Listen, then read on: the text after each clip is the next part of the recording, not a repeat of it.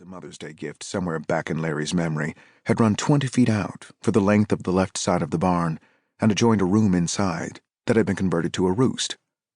The new pen was different.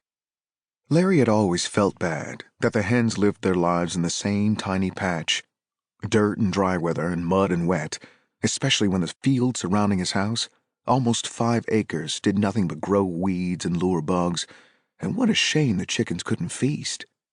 He tried letting a couple run free, experiments, hoping they'd stay close and use the barn to roost, but the first hen made for the far woods and got under the fence and was never seen again. The next, a quick victim of a bobcat. He pondered it and finally constructed a scheme. On a summer weekend, he'd built a head-high movable cage with an open floor and attached a set of lawnmower wheels to the back end. He dismantled his father's fence and made his own to fit against the outside door to the coop, so that when the chickens came out, they came out in his cage. Each morning he latched an interior door and, weather permitting, used the tractor to pull the cage into the field, onto a different square of grass, so the chickens got fresh food, insects, vegetation, and the droppings they left didn't spoil the grass, but fertilized it. The chickens sure liked it, and their egg yolks had become nearly twice as yellow as they'd been before, and twice as good. He came outside with the feed. Storm clouds like a billowing mountain loomed over the northernmost trees, already the wind picking up, the chimes singing from the porch. Better keep 'em in, he thought, and went back in and turned the wooden latch and entered the coop, its odor of droppings and warm dust. He shut the door behind him, feathers settling around his shoes. Today 4 of the wary brown hens sat in their plywood boxes, deep in pine straw.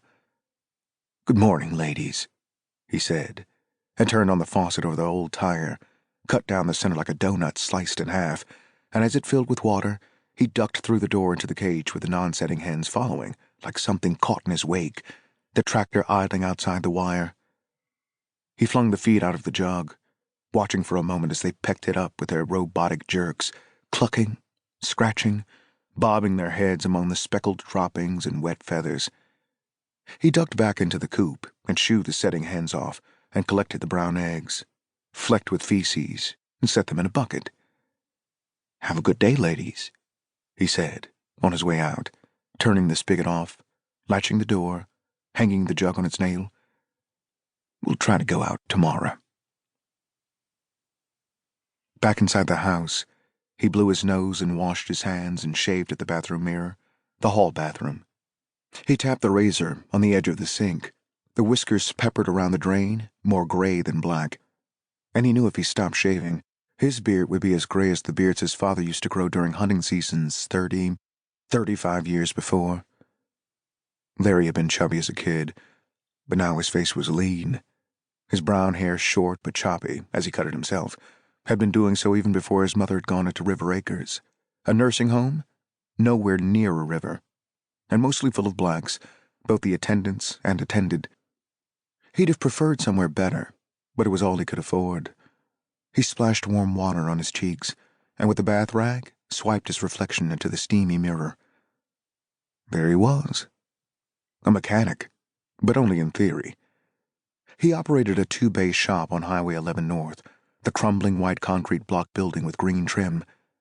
He drove his father's red Ford pickup, an early 1970s model with a board bedliner, a truck over 30 years old with only 56,000 miles and its original 6-cylinder, and, except for a few windshields and headlights, most of its factory parts. It had running boards and a toolbox on the back with his wrenches and sockets and ratchets inside, in case he got a road call. There was a gun rack in the back window that held his umbrella. You weren't allowed to display firearms since 9/11, but even before that, because of his past, Larry hadn't been allowed to own a gun. In his bedroom, piled with paperbacks, he put on his uniform cap, then donned the green khaki pants and a matching cotton shirt with Larry in an oval on his pocket, short sleeve this time of year. He wore black steel-toed work shoes, a habit of his father's, also a mechanic. He fried half a pound of bacon and scrambled the morning's eggs in the grease, and opened a Coke and ate, watching the news. The Rutherford girls still missing. 11 boys dead in Baghdad. High school football.